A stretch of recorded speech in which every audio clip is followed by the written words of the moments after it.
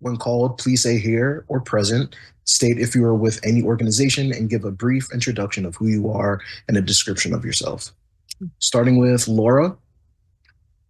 Sorry for not saying my name first. My name is Laura Saltzman. I'm the chair of the CTA ADA committee, the transportation policy analyst for Access Living, Disability Rights Org in Chicago, and I am wearing a black and white stripy dress. I'm a white woman in her 30s with brown hair.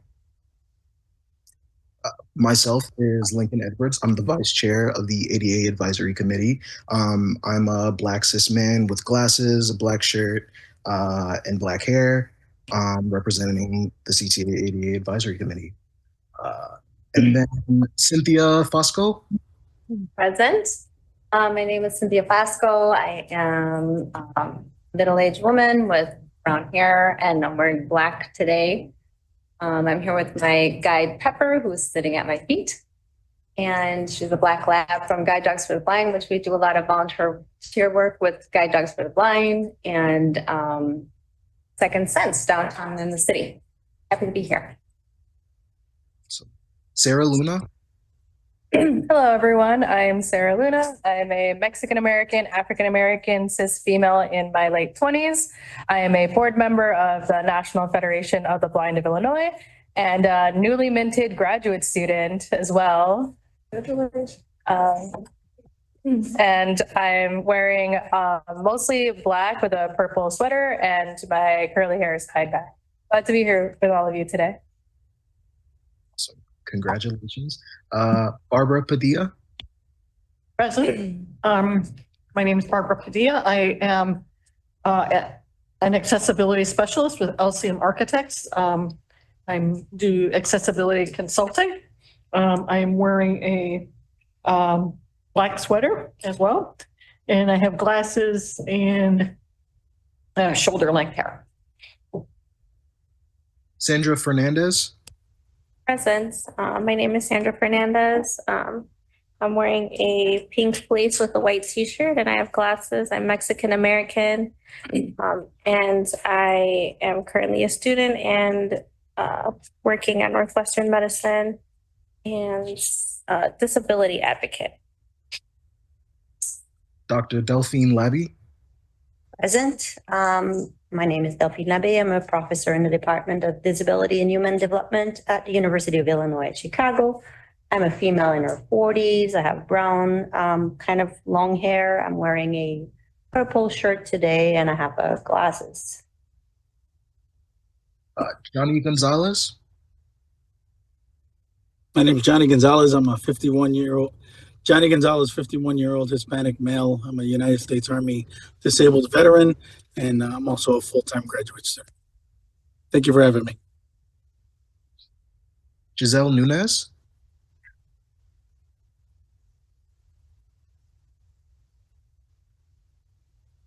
Giselle, if you're on Zoom. She is not yet on Zoom. Okay. I'm going to move to Zoe Lanier. Hi, Zoe Lanier. She, her. I am virtual today. Black hair, white blazer, and Chinese. Nice to see you all. Milton Lash. Present.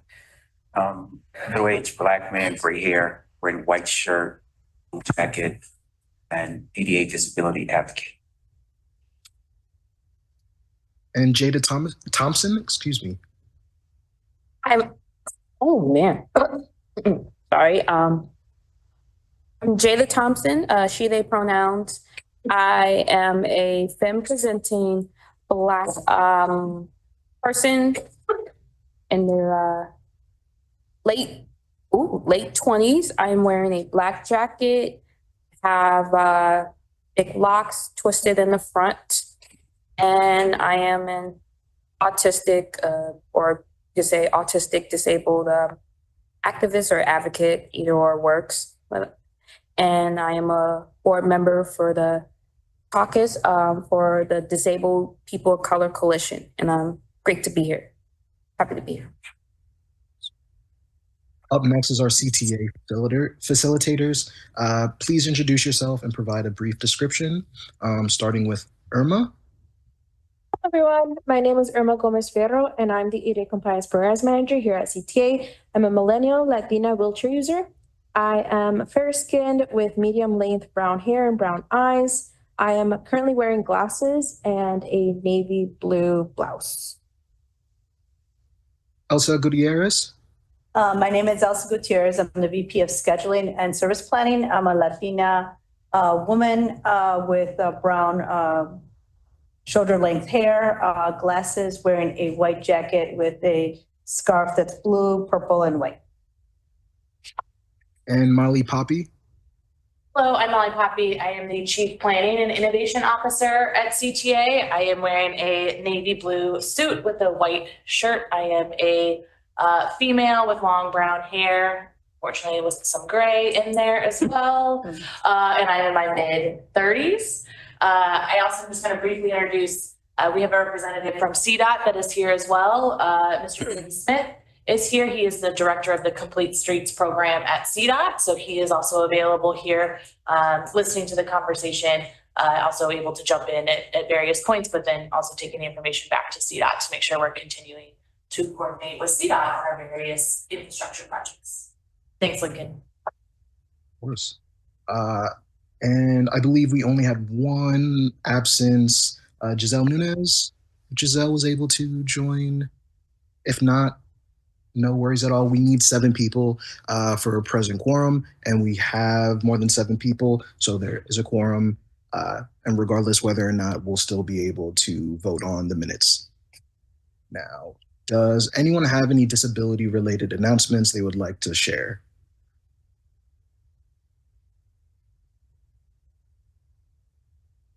Oh, thank you. You can't see folks, so there don't appear to be anyone. Anyone online? I think you're good, Lincoln. Gotcha. I don't know. Laura, what does that mean? Disability related announcement. That's a great one. Like an event. Oh, that's. Oh, okay. All right, if no one has any announcements, ask for the approval of the January 13th, 2025 minutes. Minutes were sent to members prior for review. Does anyone have any changes to the minutes? Oh, can I have a motion to approve the January 2025 minutes? Motion to approve. Barbara motion, can I have a second? Second. Delphine seconded. All in favor? Aye. Opposed? Abstain? Ayes have it. And I don't have to note any abstentions or oppositions for the record. Now we move on to, or this is Laura, now we move on to public comment. Irma, is there any public comment? Yes, I received one public comment. I believe they're present, so. Oh, okay. Can everybody hear me all right? You can if you come up. Oh, where am I going? You can just sit in the. Yeah. If I sit? Yeah. Okay. Good day, and thank you for the privilege of speaking. My name is Petros, and I'm here with several of my fellow residents from an apartment building in Uptown where we have 100 seniors, dozens of us being covered by the ADA. And we wanted to bring to the board's attention a situation we've been faced for the last 6 years in hope of getting some help. But to start, I wanted to relay a personal story. Last Friday, I was in Target and my friend Losha was headed for the door with 2 heavy bags. Now, in the past, she could have taken a bus from right in front of Target to the next block and walked 200 feet home. She has a cane and, you know, she has to take it easy. So luckily I was there to grab a bag and we walked that 1,000 feet, which took about 10 minutes. And so the situation is that 6 years ago, CTA removed the stop that we normally would have gotten off at to walk 200 feet to our building. So for over 6 years, residents with canes and walkers and like myself with heart disease have been struggling not just with that walk, but coming from north, from any other location, we have to get off at a stop that's 1,000 feet from our building rather than 200 feet. So last October, we were pretty frustrated, and we formed a committee to petition the CTA to return our bus stop. So by December, we had collected over 100 signatures, including 17 business owners in favor of that. And we submitted those petitions to our alder's office, but then didn't hear anything for a while. So we decided last month to come before you and let you know what's going on. Now, one thing that happened was when I informed the alder's office that I was planning on speaking to you, 2 days later, I got a notice from someone that the CTA had, in fact, decided to look into our request. And so we're very thankful that that happened. But as of today, nothing more has happened, and we're concerned that without progress, we might face a 7th winter with the same situation. So today we wanted to make it clear to the board that ADA covered individuals, dozens of us, are and have been denied equal access to public transportation.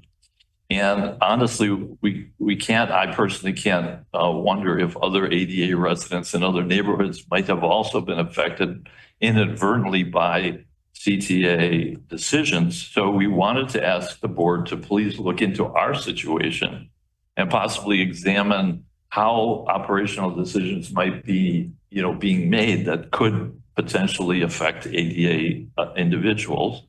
And with that, we thank you for your time and attention.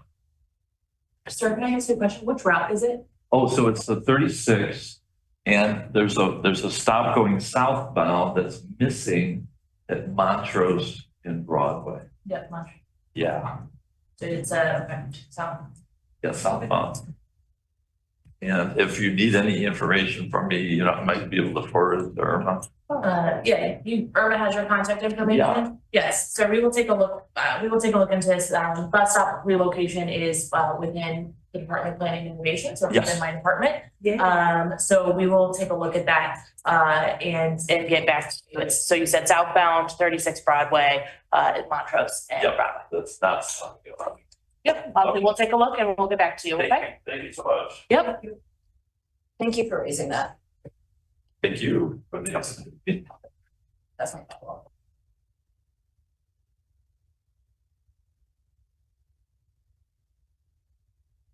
Yeah, well, I always want to consider these things when it comes to bus stops. So yeah, really appreciate it. Are there any other comments? All right, so with that, public comment is done, and now we move on to presentations. The security updates with Eddie Winters, General Manager of Security, and Veronica Alanes, Chief Operating Officer. All right, can we switch the order? Can we do construction report first and then security? Yes. Sorry about that. So now it's construction updates with Phil Mooney, Infrastructure Officer. Good afternoon. Yeah. I am Bill Mooney. I am a white male, mid-40s with a nondescript hair color at this point and a beard and glasses. Yeah, lots of gray. I am needing to get the sharing turned on. Hey, Vita, can you turn on the sharing? It's been turned on. Are you able to do it? Yeah. Got it.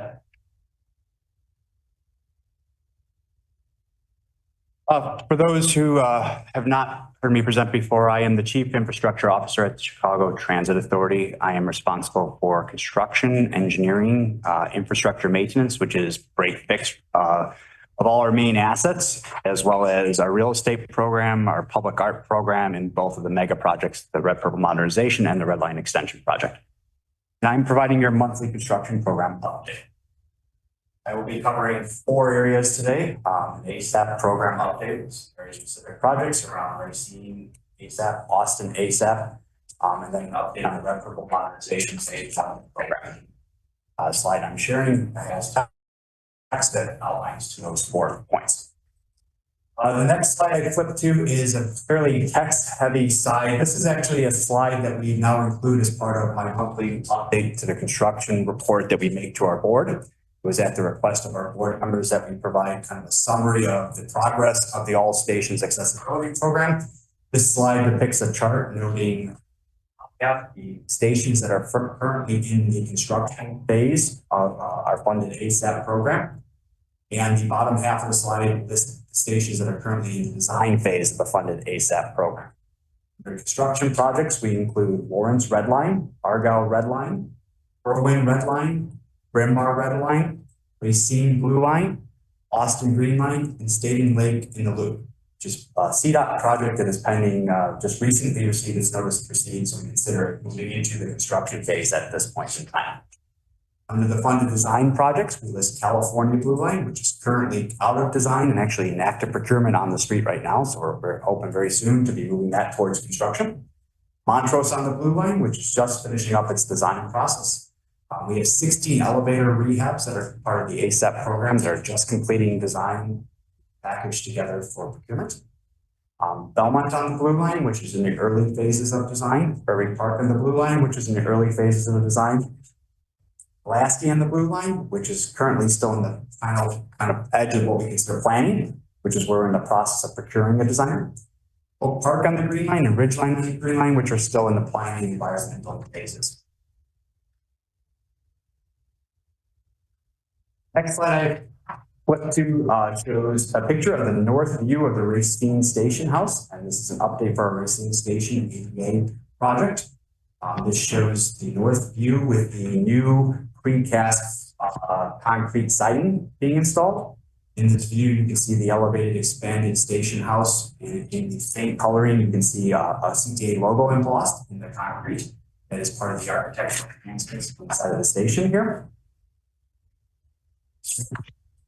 Next slide I put through shows the Racine Station House grand stairwell. This grand stairwell also is the pathway from the elevator to the station house. The station house will have a new elevator as part of its installation. And also have what we call a grand waterfall stairwell. So this is a big swooping stairwell that will be in glass enclosure that will house both the stairs coming down from the station house as well as the elevator path from the station house to the main platform. Next slide I flipped through is from the interior of the station house. Far ground of this photo, you can see the shaft elevator, as well as all the mechanical rooms, the vendor's closet, and all the other support rooms for this. Space in the middle is kind of an empty space, and that is where the fair equipment will be installed. They are currently in the process of installing finishes. All the major kind of interior work is substantially kind of done. That heavy infrastructure built, now it's about finishes. So installing flooring, the tile around it, as well as some of the precast concrete from the outside actually wraps around into the inside and kind of flow into that station. And in this picture, you can also see some of the piping going in for the lighting and comm structure that's are up in the ceiling. Next photo is of the elevator hoistway. So one of the most exciting aspects of this project is the elevator installation, making this station entrance accessible.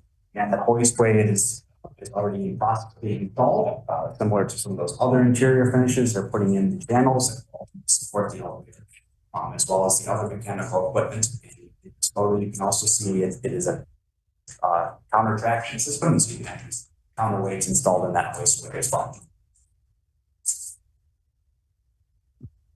And moving on to our next project now, our Austin Station ADA Improvement Project. We talked a little bit about this last month on the Green Line. We have begun with some of the advanced work on site, and we've been relocating a series of underground utilities and prepping for bringing in power to some of the facilities. So this photo shows an excavator removing debris from the street. So they've been digging out to be able to relocate these utilities, and it's loading it into a semi-dump truck. This is part of the advanced work that's going on here. Next slide actually shows the formal groundbreaking event, which took place on March 31st. to actually launch the full build of the project here. You can see a collection of dignitaries, including Mayor Johnson, who were on site to deal with the formal groundbreaking. It was a cold day, but it was an exciting moment to be able to kick this one formally off. Slide, I move on to our purple modernization project. In this slide, you can see that welder, who is welding shim plates underneath the platform, the elevated platform at Berwyn. So this is a precast concrete panel platform, and so they get the elevations right perfectly. They have to actually shim up the panels across the board. And so what happens is they put in these metal shims, and they have to weld them all to structural steel so that they don't end up out over time. You can see a series of welders doing that work underneath the platform and the currently out of service track at Berwyn.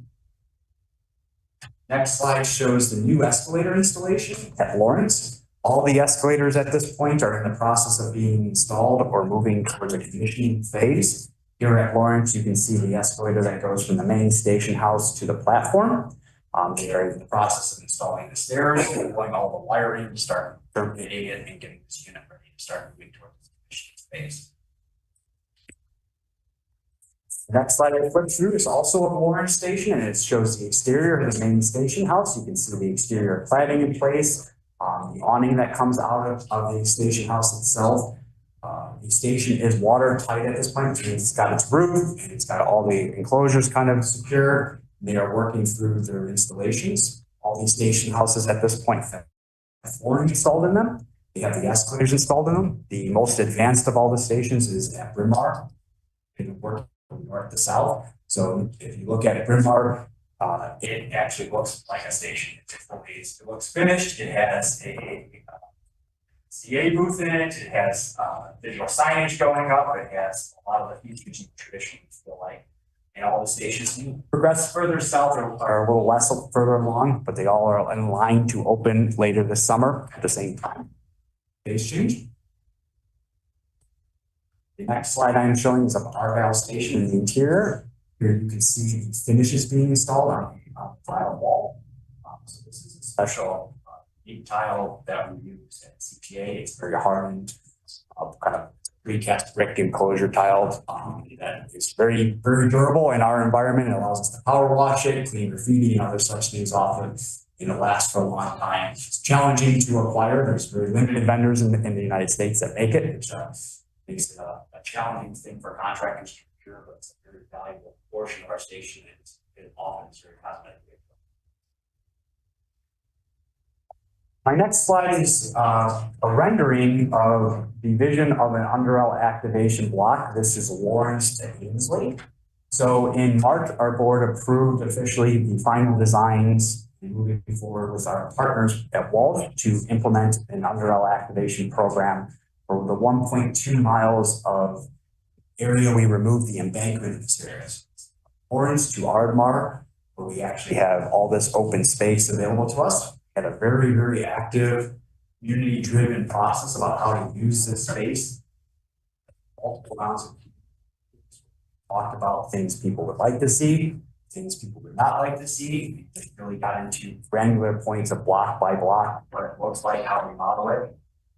It has the ability to grow and evolve over time, so it's not completely built every inch of it. It has a lot of open, activatable community space. Be able to do rotation events, farmers markets, food trucks, things like that. As the community evolves a little bit, it has a bunch of anchor points, including dog parks and children parks. There's a fully accessible pathway from Ardmore to Lawrence that routes all the way around, some cases around station houses, but connects through bringing you to sidewalks that will then transition you across major thoroughways.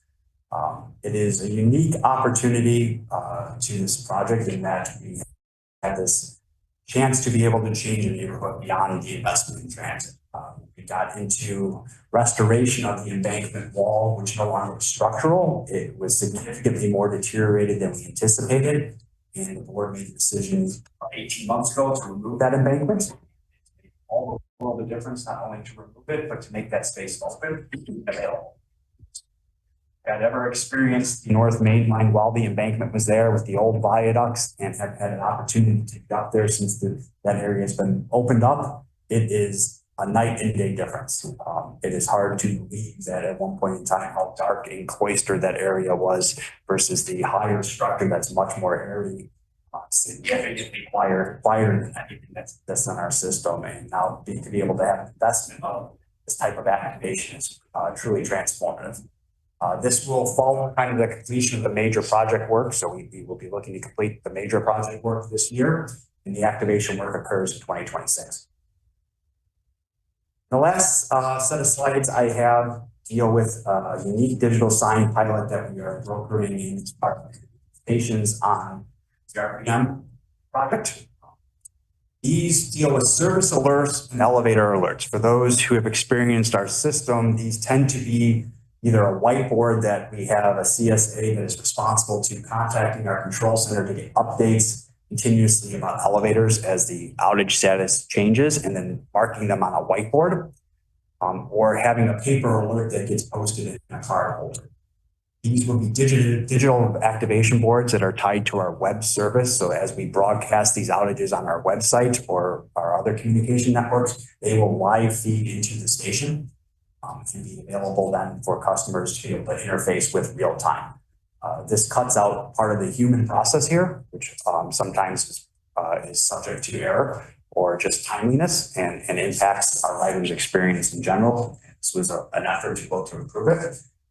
These signs, as currently piloted, will not include a text to audio feature, but we are working through another version of the signs, possibly including in some of our other stations that will look to incorporate a text to audio feature as we move forward. This is a unique kind of opportunity as we envision these stations to go forward in the future to be able to pilot and test some things that are not as typical for our system. This is the luxury of having some money in a project sometimes and being able to look at opportunities as feedback points that we've had from the community at times about places we could better serve. An effort to deal with that information in a more real time environment. So we're excited to see these out there and get some feedback on that. I also know the community is anxious to get out and look at these stations before they are readily available to the public. Right now, I'm thinking it's probably mid to late May, that time frame where the stations would be significantly far enough along that you would see a meaningful investment there to be able to experience and provide feedback on, as well as an environment that's safe for everybody to travel through. We will work to get that schedule with Irma once I have a better sense of that timing. Hopefully 45 days, we kind of lock in on our station opening dates and some of the final run of the schedule. So as we get into the better weather season, it's a little more predictable.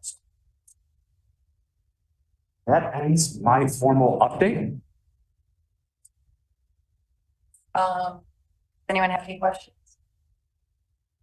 Both virtual. I have some, but Jada? I do. So is there a reason why the text and audio feature isn't like available for the digital signage? The vendor we were working with to create these signs, they were uniquely being developed here. Did not have it available to us at the time, and with the timeline for the delivery of the project, we didn't want to not have them available for opening, and so we're working on it for the next iteration. Can I just, could there be that you have a QR code on those digital signs that could make it audio? If the features is not available, but you're just using your website to have a recording. There is absolutely no reason we cannot, and we're still working on the platform programming for the image, and so that's something we certainly can incorporate.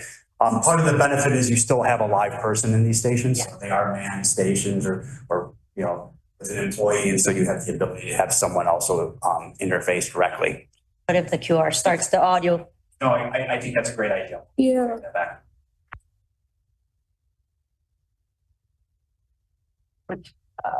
We're translating the committee. Does anyone else on the committee have a question?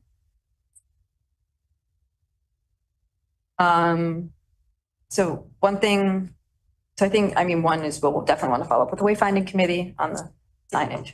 Are you working with, thinking about especially like the Austin line, continuing to work with CDOT and IDOT to make sure that intersections nearby the sidewalks are repaired, and so we make sure that people can get to all of these stations. Yes, CDOT, IDOT, and actually the Village of Oak Park, because Austin is the borderline for Chicago and Oak Park. Our project deals formally with the path of travel to the station as well, so we actually do a pretty significant realignment of the street corner and streetscaping. The corner itself is not currently accessible. It actually has steps to get up to the footprint of the station, so we actually deal with a whole realignment of that to make it fully accessible. The corners in Oak Park are already accessible. Chicago recently did it is the southeast corner as well, so that that northeast corner is the last east. Are you also dealing or looking at making sure that there's more APS intersections by ASAP? I'm sorry, APS intersections, so accessible, so there's audible signaling. Has there been any conversations with CDOT and IDOT about? We have not directly in our conversations around impacts we have on the project front. I know that there have been some broader conversations about sure the path to our services remains accessible and is improved upon that path. And Dave, is that something that CDOT is looking at? I know that there has been an increase in installing APS, but looking at specifically or especially around train stations. Yeah, so good afternoon, David Smith, Chicago Department of Transportation. Yeah, so the city, the Department of Transportation is implementing APS across the city. In terms of this specific signal, I'm not sure, but generally, if a traffic signal is being modernized or it's a brand new traffic signal, APS is part of what gets installed. So I'm not sure of the scope of this work, Bill. If this includes a modernization of that traffic signal, that would be included. Yeah, I was actually wondering if, even if the signal isn't being modernized, if that's something, and maybe that can be worked with the planning department to look at, and that there are other changes to the traffic, making sure that there's path to travel so that we can more rapidly get APS by any of the train stations, especially the ones being made accessible. Yeah. Not just the Austin one. Yeah, happy to talk through that and follow up. Great, thank you. Thank you. Any other questions? Thank you. Bill? She had a question. Yes. I just wanted to confirm, when you mentioned as macros, you're about to install an elevator there? Yes. Thanks. Thank you. Thank you, guys. Thanks for coming. That, thank you, Bill, again. And next is the security updates. Eddie Winters, General Manager of Security, and Veronica Lanas, Chief Operating Officer. I'll be one. I gotta put something up there. Come help me, brother.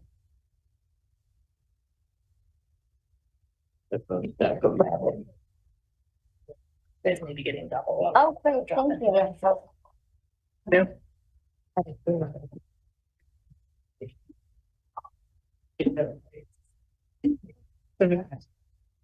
Open that one. See it close. This came out in the email. I'm just wondering for our. Security. For Irma, circulate it right now. Okay. Irma, can you send it out just to make sure? There we go. More of the bread is out. Okay. Yeah, you can. Okay.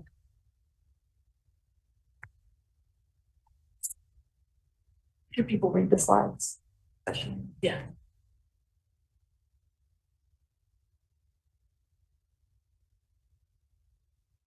So.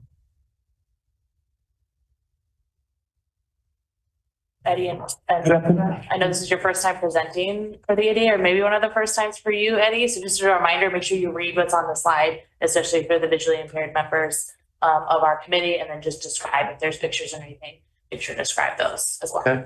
All right. Good afternoon. Good afternoon. Thank you all for having me. My name is Eddie Winters. I'm General Manager of Security. Been here just a little over a year. For those who are visually impaired, Mel Black, I'm 58 years of age, a little salt and pepper. Here, blue blazer along with blue slacks and blue polo shirt, CTA shirt. Prior to coming to CTA, did 26 years as Chicago police officer, retired there as a lieutenant. Then later on went to start my own security business, as well as after that becoming a police chief out in the south suburbs. Now I am here, CTA. Good afternoon. My name is Veronica Alanis. I'm the Chief Operating Officer here at CTA. I'll be talking about homeless outreach, which kind of ties to some extent to what Eddie's going to be covering in the security update. Okay. Our anti-smoking missions. Security, it's not, oh, sorry.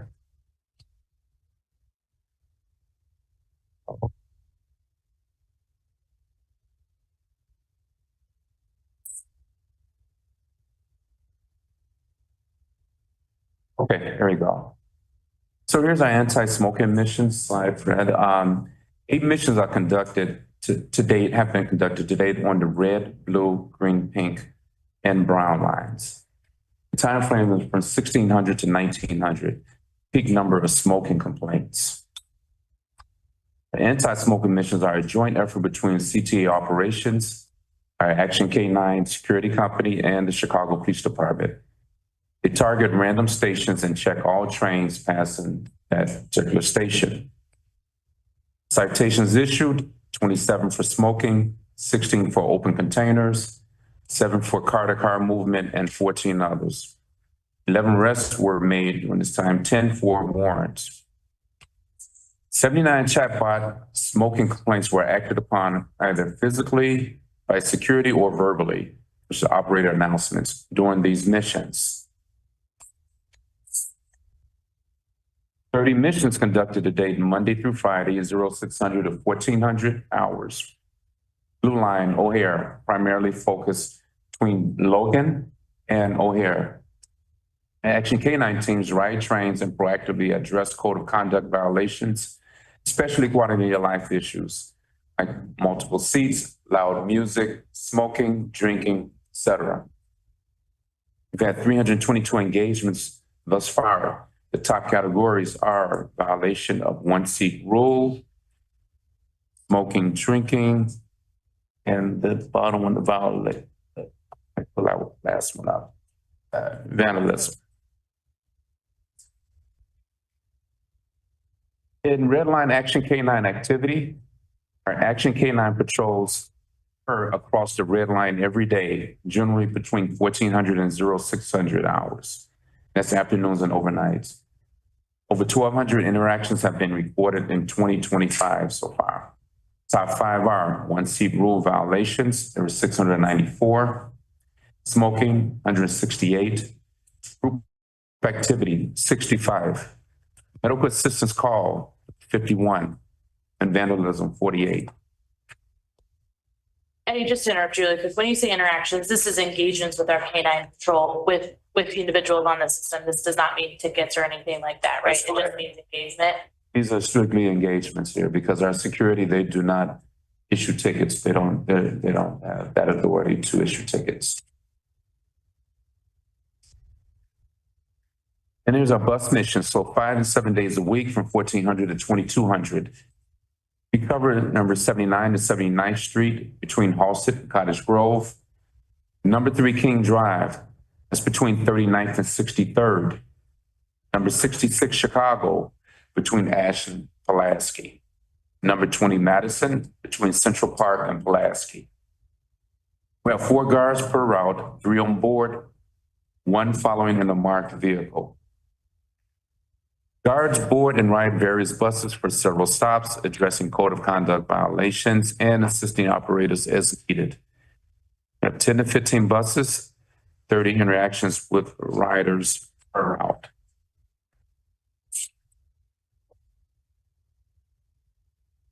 In our wrap sessions, which is our employee engagement, Attendees are security, safety, rail safety management, and bus service management. Occasionally maintenance, flagger, and yard personnel attend. CPD attends if personnel are available. The topics of discussion have been security concerns, both general and guard related. Safety concerns addressed by safety. Guard feedback is immediately addressed, and security concerns are shared with CTA management. 47 sessions, we attended 47 sessions in 2024. And so far in 2025, we've attended 26 rail terminals, Howard 3, Forest Park 2, O'Hare 1, 54th, Cermak 2, and Harlem 3. Bus garages, 74th 1, 77th 3, Chicago 4, Kedzie 3, North Park 2, and Forest Glen 2. And that is the end of my presentation. Are there any questions? Any questions? I have something. Unless sir.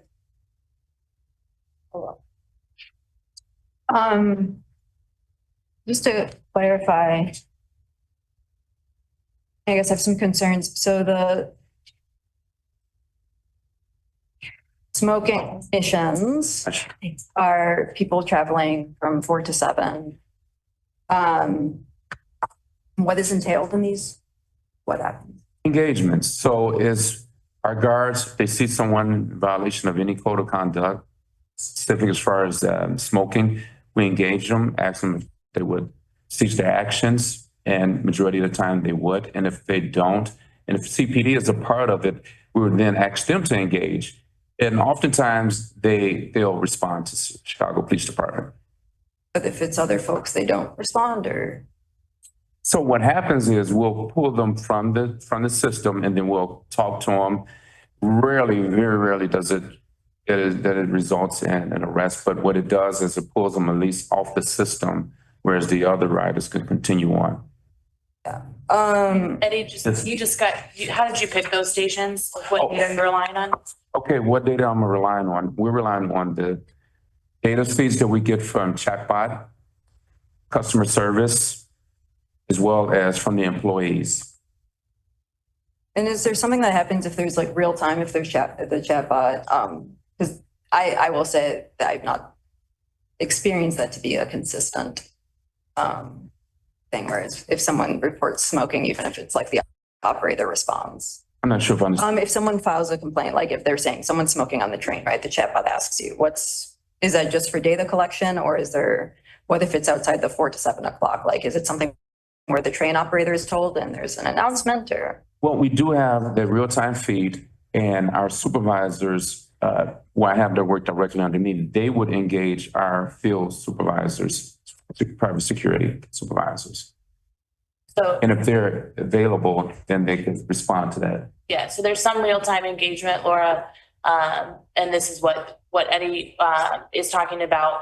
You know, we're continuing to look how we can continue to expand those engagement efforts around no smoking. And so we have some sort of real-time engagements that come through the chatbot, both from the security guards as well as operator making announcements. But then what we have as well is we know not everyone knows about the chatbot. We know, not everyone is able to make complaints through the chatbot. So we also have staff, what Eddie is talking about, that Action K9 staff that is positioned at stations to interdict as well. It is something we're going to continue to work on growing and expanding because we do know that smoking is a major complaint that we hear from everyone on this committee, as well as our writers across the board. And it's not just a complaint of this is annoying or this is gross, but it's a real public health concern as well. People smoking in a closed space. And so that's why we are taking it very, very seriously and wanting to try to have even more interventions as we move forward.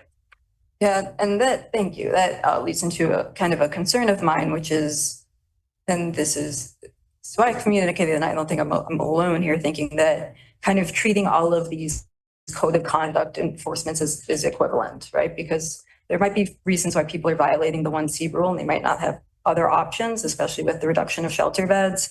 But smoking is a public health issue. We're treating smoking and drinking as the same. Like, frankly, like it's not going to affect me if someone is drinking on the train, whereas if someone is smoking, that is actually a public health issue. And my concern is less, you know, what is the, like, a severity of punishment versus, I think, consistency. And I mean, also why I have concerns about only whatever the response is, it being at these specific times. People smoke on the train. I mean, they certainly do on the red line. But yeah, so I think further conversations, and especially if there's a way to prioritize public health aspect of this, I think important. And I don't know. Yeah. If I could just comment to your comment, one of the things, and I don't know if it was clear, that there are two different sets of missions. So there's some that are specifically focused on the smoking because we recognize that is an issue and a lot of people raise that. So we wanted to carve out missions that are very focused on that specific matter. And then on top of that, we do our code of conduct missions, which includes the smoking, but any other code of conduct violation, just correcting it and making sure people are aware of those rules and that they're complying with it. We always say it's not a crime to be homeless, but you know, while you're on our system, just making sure that they are following the rules. Yeah, can I, Sophie? My question is more about the type of announcement that are being done by the operators. And I'm just thinking of the kind of announcement for me in the bus, there's more announcement, I feel, and there's this announcement about no violence will be tolerated against the personnel of the CTA. And if you go against that, this is what you can have, up to 10 years in prison. And I think it's pretty clear. And I'm wondering how we could maybe use that same kind of language for smoking. And not having an operator, actually having it automatic. I think right now it's no smoking, littering, or drinking is prohibited on the CTA, something like that. It's kind of like putting everything on the same bucket. Maybe because smoking is such a big issue, using social psychology and nonstop talking about smoking on your train. And I think even for people that are homeless, that will have an impact. And like there's that pro behavior kind of thing. But also, what are the consequences? You'll be expelled. If you smoke, you're expelled from the system. If you smoke, and I think that could also help. Just like thinking of automatic ways to reinforce those. Because I feel like, yes, for that 16 to 19 hours is a time frame, but my experience is when I take train on Sunday night, there's nobody on the train, or not a lot. But oh my God, there's a lot of people smoking. And it's a place, because then they feel it's kind of their place. And which again, I'm okay also for if it's cold outside, if they need a homeless is not a crime. I'm totally okay with that thinking. I think we should continue to be doing that. But yes, there's a kind of a way of behaving. Zoe has a question also. Thanks, Irma. I just had a question about if there's opportunities and resources to use that point of contact to provide other resources about shelters. And I know there have been a couple of events, and I know that this sort of policy probably wouldn't solve in the grand scheme of things, but you know, offering those resources at any kind of point of contact might help start building those relationships, as well as, you know, even if there's not shelters available at the time, maybe in the future can help get some of those people into housing and also reduce the amount of smoking that happens on the trains. So just curious if that is something that's been considered, if it seems like a good use of resources, and yeah, just seeing if we can kind of synergize the efforts, realizing that the trains become a point of like having to be almost like community first responders. So just trying to sync up some of those resources. Yes, and we are going to, our next presentation is about the homeless outreach and what we're currently doing. I think we're always also thinking of, you know, are there opportunities to coordinate some of our missions with some of the homeless outreach that we're doing?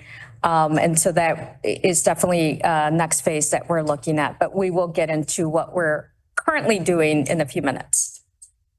Thank you. Other questions, comments?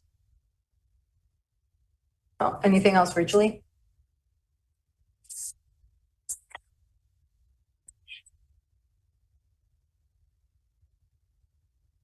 Thank you. Thank you. You can stay up there if you like, or you can, your choice. Good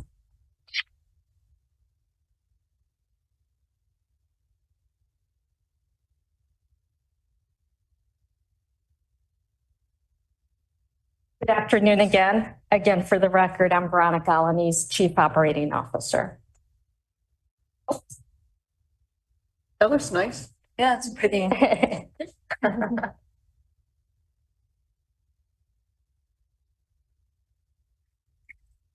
Right. You could go at the bottom. Yeah. Yeah, there you go. Okay. Okay, so the first slide says homelessness on transit is an industry-wide issue. We describe here some documents that talk about the homelessness issue across the industry, specifically TRB's Transit Cooperative Research Program, Synthesis 121, Transit Cooperative Research Program, Report 242, Homelessness, Guide for Public Transportation, UCLA Institute of Transportation Studies, Homelessness in Transit Environments, and the American Public Transportation Association, otherwise known as APTA, Transit Agency Approaches to Supporting People Who Are Homeless session. So all of these are resources that talk about this problem that's occurring across our industry. The 2024 point in time count estimated a total of 18,836 people experiencing homelessness in Chicago. The count identified 17,202 individuals experiencing homelessness residing in shelters and 1,634 people experiencing unsheltered homelessness. For those who are not familiar with what the point and count is, once a year, there is an effort that is led by the Department of Family and Support Services, where in the month of January, there is an effort to count all of the homeless people throughout the city. They include CTA in that process. They'll come onto our system to assess how many people are taking shelter on CTA. So out of that 1,634 people who are experiencing unsheltered homelessness, 46%, and what reads here specifically, 46% of people experiencing unsheltered homelessness during the PIT count, PIT is short for point in time, were counted on CTA. And we found that 6%, that's 6% higher than the share of unsheltered people were counted the year before in the CTA 2023 PIT count. And CTA train and station locations where the highest number of people experiencing unsheltered homelessness were encountered during the 2024 PIT count. An overview of our current services. So CTA funds a $2 million intergovernmental agreement with the FSS, the Department of Family and Support Services, to conduct outreach on the red and blue line. Outreach teams ride the trains and visit stations to engage individuals experiencing homelessness. Outreach teams offer connections to support services, harm reduction materials, healthcare connections, and connections to shelter and/or housing when available. There are two service providers that work on outreach on CTA through this IGA. One of them is Threshold, and they work on the red line Monday through Friday. And then Haymarket, they work 7 days a week on the blue line O'Hare branch. CTA also has a partnership with the Chicago Department of Public Health, otherwise known as CDPH, for additional outreach. And CDPH funds the night ministry to conduct overnight outreach, one night a week at Howard and another night a week at Forest Park, which are the rail terminals to both the red and blue line, respectively. This next slide, called Outreach Schedule, has more details on when each of the two social service agencies provide their outreach. So the outreach locations, again, for the Haymarket outreach team is on the blue line, and that happens from O'Hare to Forest Park. Their outreach shifts are, they have a daytime shift from 7 a.m. to 3:30 p.m. and they have a nighttime shift from 11 p.m. to 7:30 a.m. The days of the week that the teams conduct outreach are the daytime team works 7 days a week and the nighttime team works Monday through Friday. The number of teams out on the system are 2 teams, 1 per shift. And outreach started on February 20th of 2023. The next social service agency is Thresholds. And the Thresholds outreach team conducts outreach on the Red Line from 95th to Howard. Their outreach shifts are daytime shift, 8:30 a.m. to 5 p.m. And their nighttime shift is 4:30 p.m. to 12:30 a.m. The days of the week that the teams conduct outreach are 5 days a week, Monday through Friday. The number of teams is 2 teams in total, 1 per shift. And outreach started on the Red Line on January 3rd, 2023.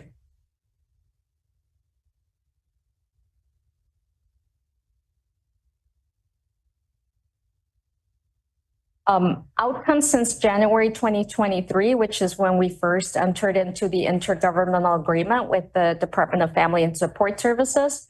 Some of these numbers, they're primarily from the end of 2024. We're still gathering first quarter data, and we'd be happy to share that once we have it. But this summarizes what happened throughout all of 2023 and 2024.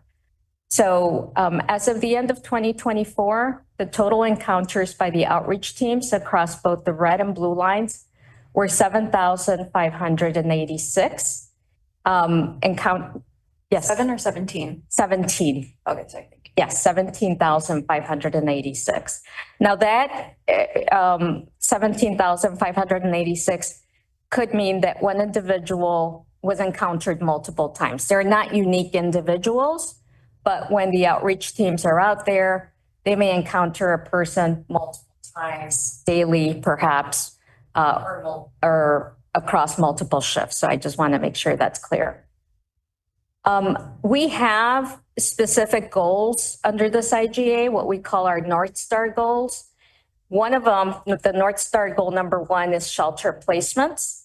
And so we measure that. So the shelter placements as of the end of 2024 is 265.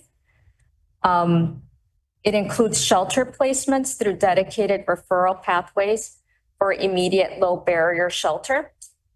And there are 5 CTA dedicated beds that have been full every night since those beds were available in September of 2023. North Star goal number 2 is connecting clients to more stable or permanent housing. And as of the end of 2024, there were 104 clients that we connected to more stable or permanent housing. 39 households have been housed through 2 CTA-specific accelerating moving events.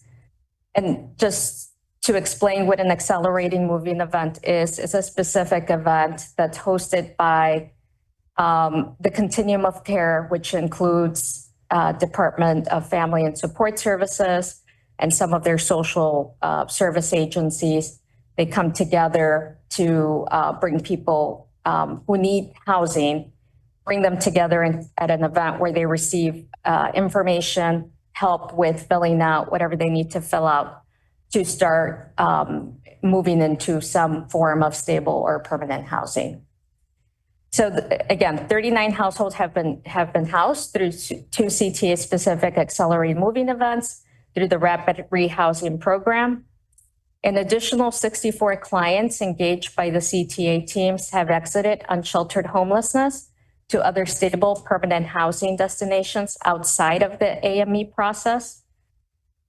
284 active clients engaged by the CTA outreach teams enrolled in their outreach programs in the Homeless Management Information System, also known as HMIS.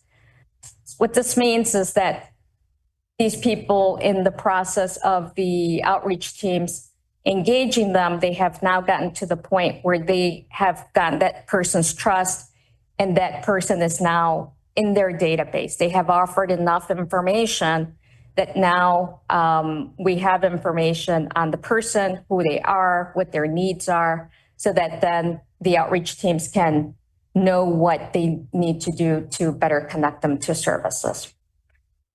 80% of those clients, those active clients, have recent coordinated entry assessments, which help them gain access to housing resources through the local continuum of care.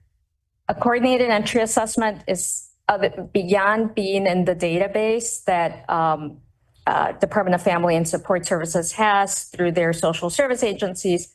They're very specific assessments to see what these people need so that we can start connecting them with the services they need to become housed, and as well as some of their social needs or medical care that they may need.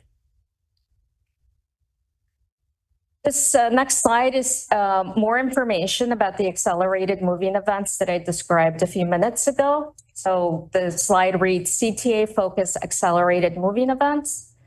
The Chicago Continuum of Care expanded rapid rehousing during the pandemic.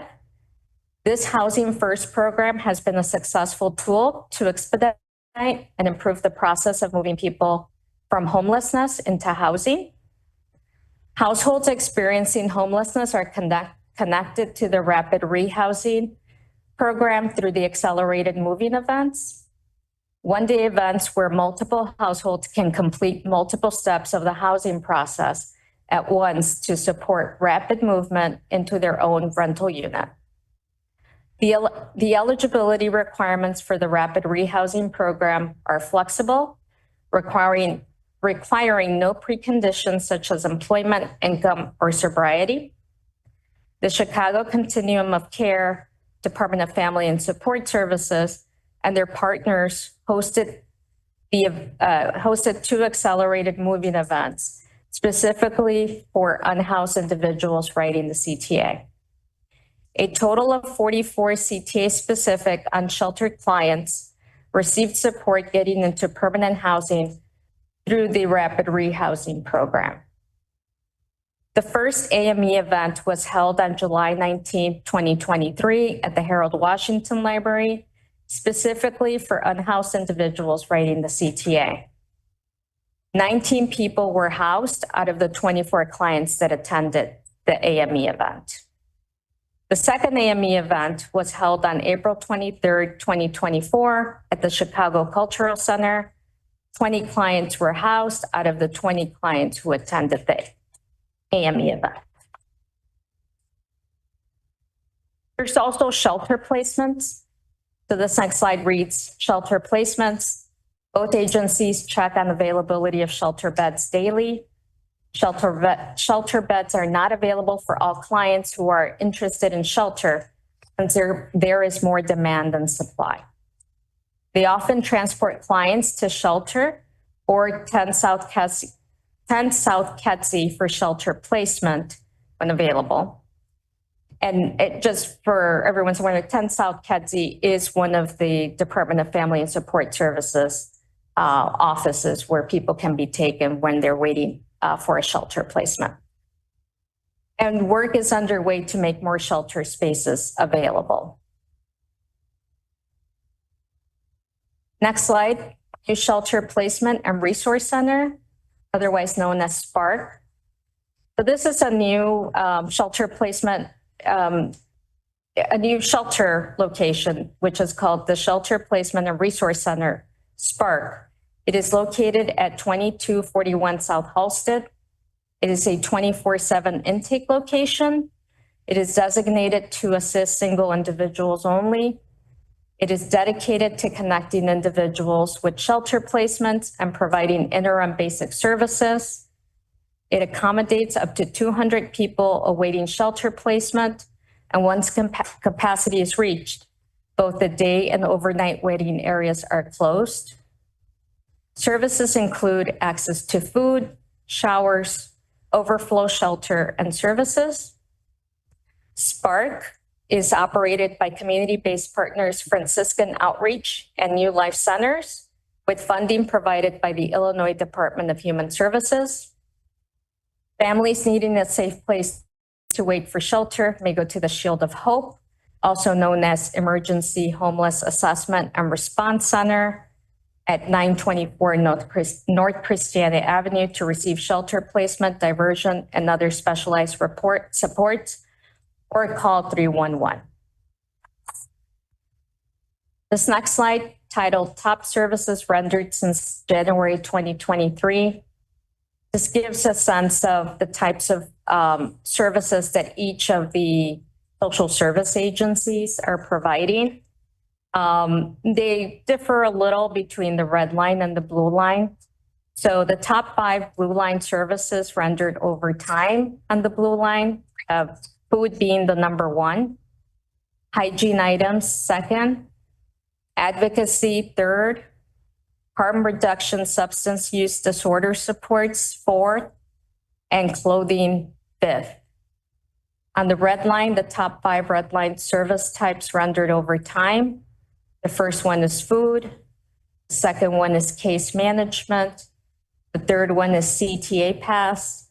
The fourth one is transportation. And the 5th one is clothing. Please note that multiple services are often rendered to clients at the same time. The number of services rendered are not based on unique encounters. What I want to point out about this information is that these services also help the social service agencies connect with individuals and build that trust over time.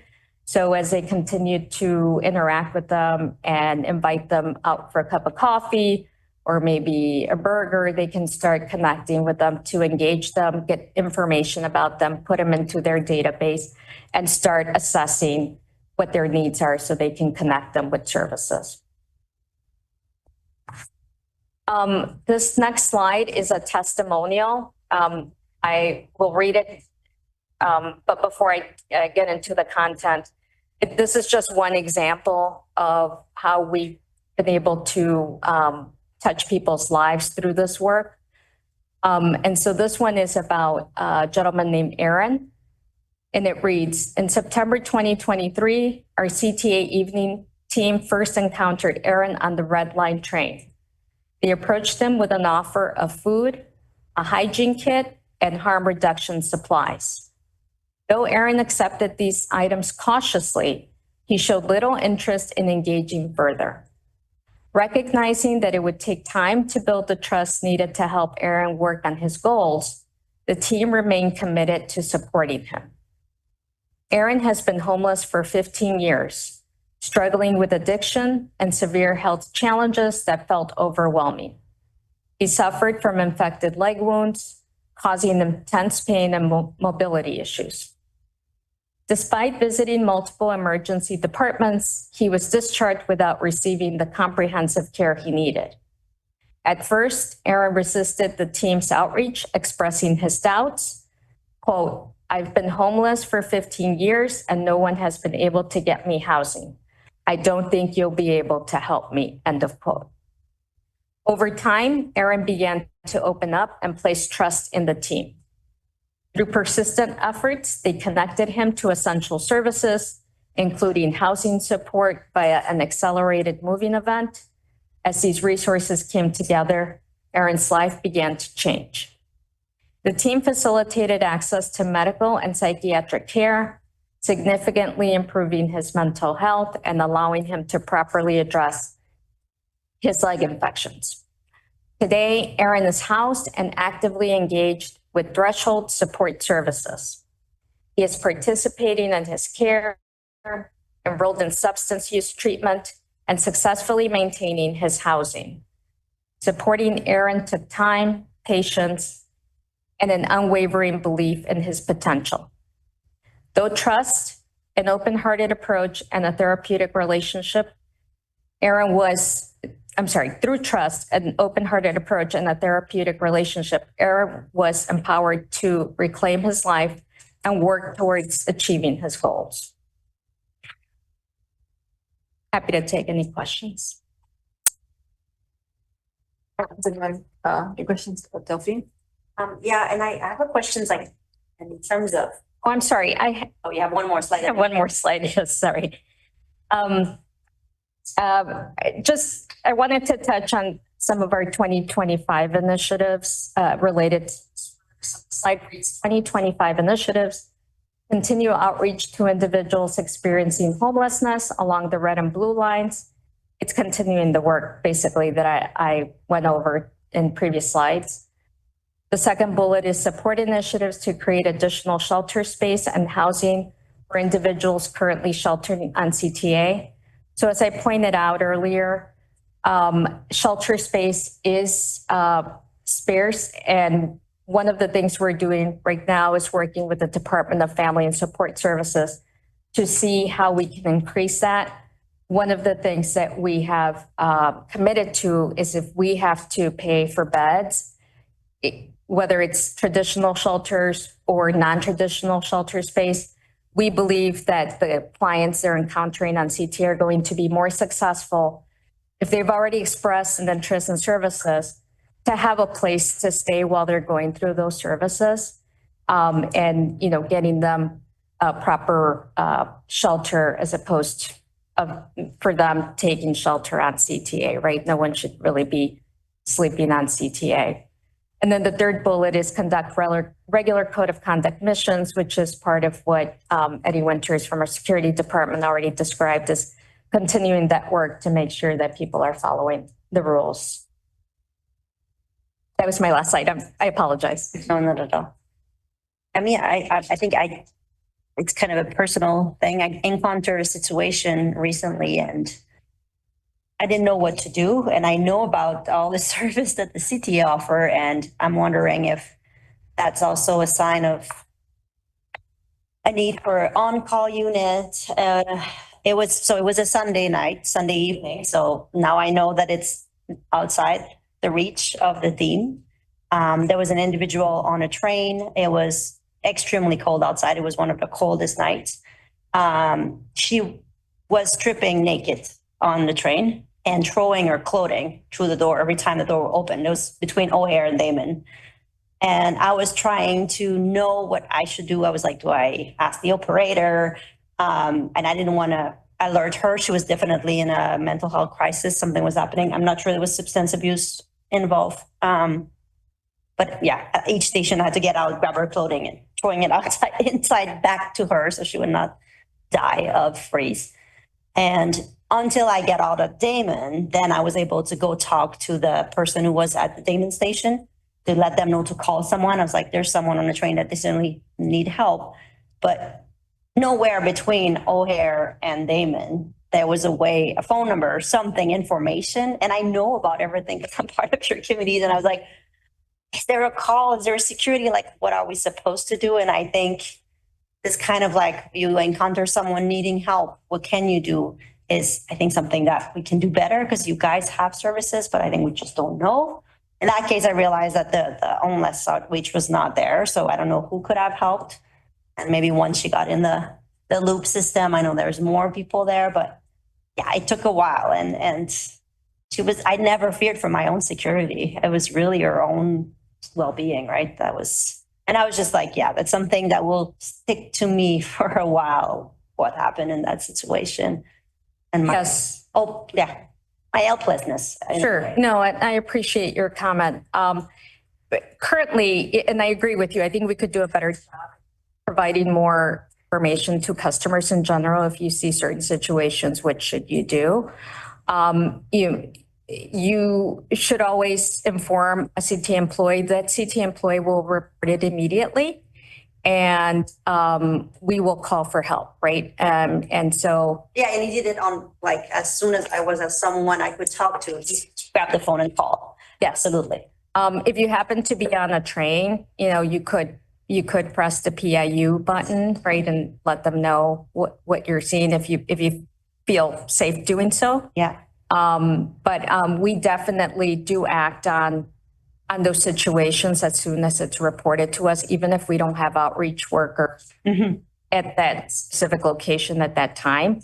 One of the things that, we'd like to do, and we're currently exploring opportunities to, as you said, potentially have crisis intervention teams, right, that you could call, right? Those take some time to put in place, and we have to work with the experts because you can't just send anyone. You have to make sure that these are people who know absolutely how to handle those situations. So those are some of the conversations that we're having with Department of Family and Support Services to see how can we do something like that, so that there's again, we report it, but there's more opportunity for those types of teams to come and assist on the spot. Yeah, because I think for me, that was mostly the time it took me to be able, I enter in the train, she was not naked yet. But then by the end of Damon, she was. And really, it was 15 Fahrenheit outside. And it was where is she going? And then I saw that individual multiple times since in other station, in a better place, I think. But what kind of support could have been given at that moment or earlier? That was my struggle of not knowing what to do. Sure. Will you be presenting on what's going on with the pilot that was trans ambassadors or crisis intervention? I can tell you where I can tell you where we're at in that process. So one of the things we want to make sure is that we are doing meaningful engagement with various stakeholders, right? Including our employees, including different groups and community leaders. And so we're going through that process right now. I understand that our consultant has met with you, and she did share some of the feedback that you provided. I know homeless was a topic that you raised, which is why we thought it might be helpful to present today. We will come back soon with information on how that outreach is going. But we're open to different ideas to see how we can better leverage the things that we are already doing. I think, a concern of mine was just making sure that also we have service delivery, and I appreciate the community engagement and wanting to be thoughtful, but also we have seen CTA mobilize faster on other things, and that we need to see what it looks like. There is this money that was budgeted, and I am concerned it will just end up being community, and there have been advocates who've been pushing it. I presented this to the CTA board over 3 years ago, so I do want to encourage their timeliness to actual service delivery. Even if everything doesn't work, I do kind of worry that this can sometimes be make the perfect the enemy of the good. Folks need help, and I think there are a number of situations where people want some kind of response, but for a variety of reasons are concerned or don't want a law enforcement in response. And so I think there's I hope you can return soon, and sooner than the next committee meeting, on what the plan and the timeline is for seeing actual services. And just for my clarification, are you specifically talking about homeless situations, or? I'm talking about in general, if someone appears to need crisis response, right? Because there's people who are not unhoused who, for whatever reason. I would also say any increase in these kinds of services, I'm curious how much the code of conduct missions cost compared to how much is budgeted. These seems like great services, and if we can find more funds for it, I think that's because we've seen the security, balloon, and if sometimes what people actually want is these services, that might be more cost efficient, or at least considering. Sure. And for clarification, both the anti-smoking and the code of conduct missions, we're using our canine teams in partnership with CPD to conduct some of those. So it's existing resources that we have, but giving them very specific missions, very specific assignments that are very intentional. And so we have received so far good feedback from some of the Blue Line writers, specifically people who work at O'Hare, because we were hearing some of the complaints from employees that are heading towards work or coming back from work using the Blue Line. But I appreciate your comment. Thank you. More questions, but are there other folks who have questions or comments? Virtually? Anyone else? Just me talking. Let me get to, for the 46% that you mentioned, is that number of people in that point of time who are experiencing homelessness, but also are they sheltering on the train at some point, or is it people who are riding the train, but now that's not necessarily using it as shelter? Well, that's based on who they find at the time they do the count. So very likely they're taking shelter on CTA because those counts happen late at night. So they start like at 10 p.m. and then they go till like 1 or 2 a.m., right? So if they're finding them on the system at that point, they're using it as shelter, right? Whether they're in the station or on a train, but that's where they're going at night. And the point in time count is intentionally performed in January because that's when you're likely to see the majority of the people who are homeless take shelter.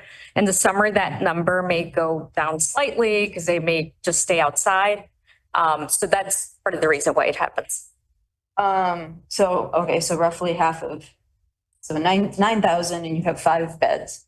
I think that we would be supportive of, yeah. I'm also curious if those beds are, if they're accessible, because there's a huge issue in general with the lack of accessible housing and accessible shelter units. Spark until recently didn't have any ADA beds. So I would, and given the crossover of people who are with disabilities, that's something I would be curious about. And if CTA has run into issues placing people in shelters or in housing because of the lack of accessible, like whether this is at the committee or later on, that's something I would certainly be curious about and think we'd like to follow up. Sure. I don't know the answer to that, but I can definitely find out for you. That would be great. Thank you. There's a question online from Giselle. She asked, are there stats how many people with disabilities are included with this count? I don't know, but I can certainly ask the FSS. And I'm sure that especially if they are in the HMIS system, that's like so anybody who has actually, well, unless it's an obvious disability, anyone who's actually in the system, they would collect information like that. And so I can inquire about that.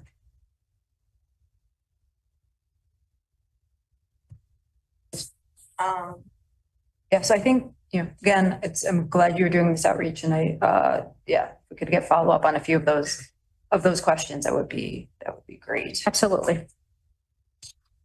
And then the timeline for, so if the consultant could reach out to the other folks on the ADA committee, I think Irma can provide help with that. Will do. Yes. Thank you. Any other questions? I just want to make a comment because I didn't realize all this was happening. I'm very enlightened right now. So thank you for presenting because I think it's super important and it's just nice to know the details of what's happening. So thank you. You're welcome. Great. Thank you. And yeah, I think everyone would support that providing services. And thank you for that. You're welcome. Thanks, Brian.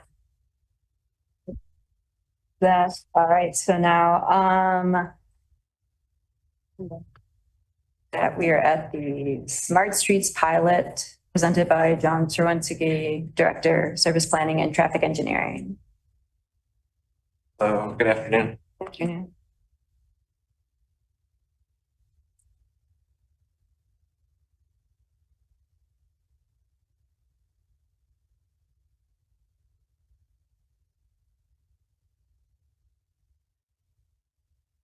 Right. It is on there. Okay.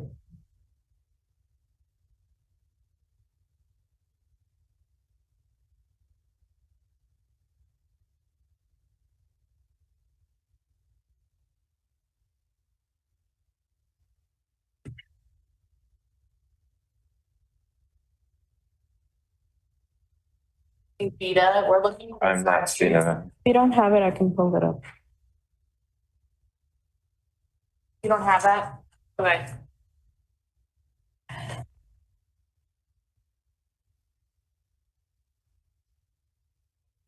Thank you, Irma. Irma's gonna drive for you, John. Okay, all right.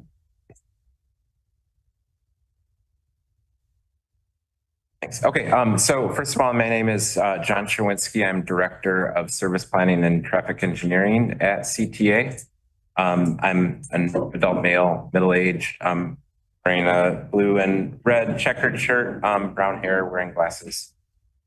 So I'll walk you through this. Sorry, I'm kind of looking to my left a little, so I'll try to direct towards you. But I want to talk today about the Smart Streets pilot that CTA is undertaking along with the Chicago Department of Transportation. So the purpose of the title of this slide says bus lanes and bus stops require compliance to function properly. So the purpose of the pilot is to ensure that our bus lanes and bus stops are enforced for, to prevent people from parking there illegally. The pilot is also going to cover bike lanes in kind of the greater downtown area. So just going through this slide, bus lanes and bus stops require compliance with existing parking, standing, loading, pickup, and drop-off rules to be effective, to keep the bus lanes clear and make sure they can function to keep buses moving quickly. Cars and trucks improperly blocking bus lanes and bus stops cause delay that ripple through the corridor, affecting buses all along the route. It also causes major accessibility issues, preventing buses from deploying the ramp. So an example would be if a car is parked in a bus stop, the bus can't make it to the curb, and deploy the ramp onto the curb, which is, a common problem. So to address this issue, many cities have turned to automatic enforcement using bus-mounted cameras, including New York City, Washington, DC, Los Angeles, and Philadelphia, Pennsylvania. And then to the right is showing a graphic of a delivery vehicle probably blocking a bus-only lane, and kind of the concept of the bus taking a picture to enforce no parking here. You go to the next slide, please. So the next slide is entitled Smart Streets Pilot. So there's a graphic on the right showing the pilot area, which is bounded by North Avenue, Ashland, Roosevelt, and the lakefront. It's showing the bike lanes in green and some of the bus-only lanes within the pilot area.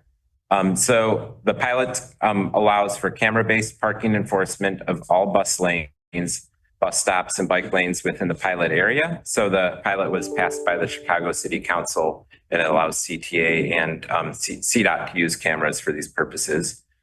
So the cameras can be mounted on CDOT and Department of Finance vehicles and CTA buses.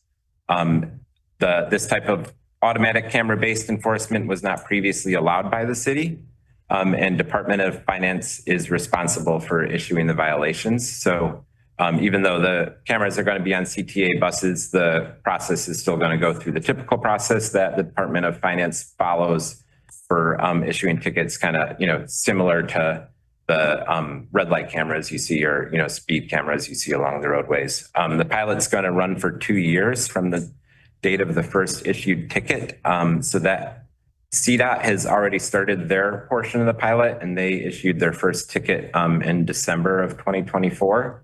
So the pilot will run until December of 2026. CDOT and the Department of Finance have to submit a report to City Council 120 days prior to the pilot ending. So that'll allow City Council to, determine if the pilot has been successful and if they want to extend it or, make it permanent, et cetera. Next slide, please. So next slide is titled Early Results, CDOT and Department of Finance Enforcement, I believe. Sorry, it's kind of blocked.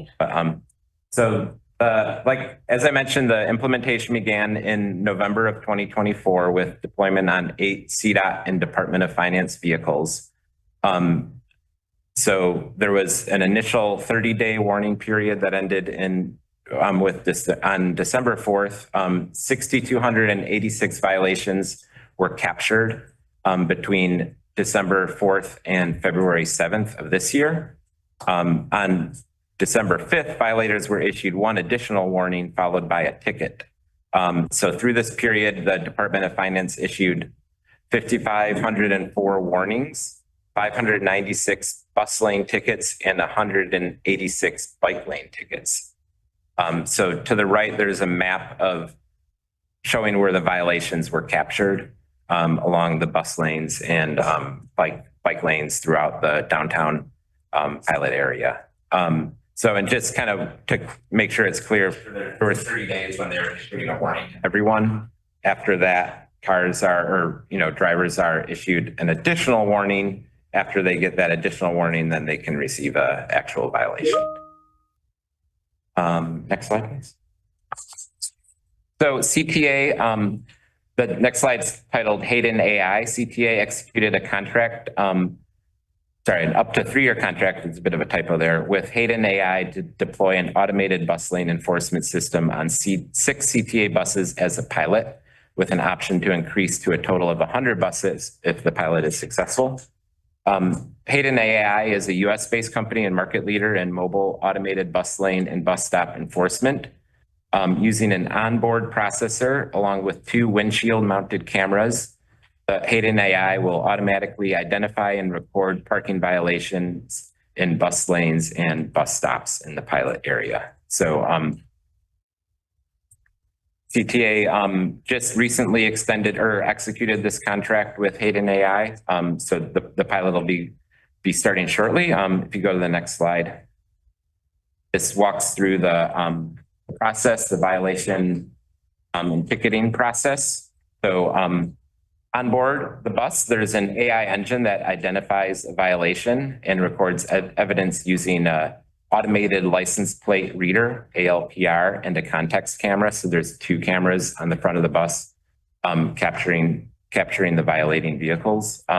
It's going to capture the bus location, the time of day, and other metrics that are recorded along with the evidence, the photographic evidence.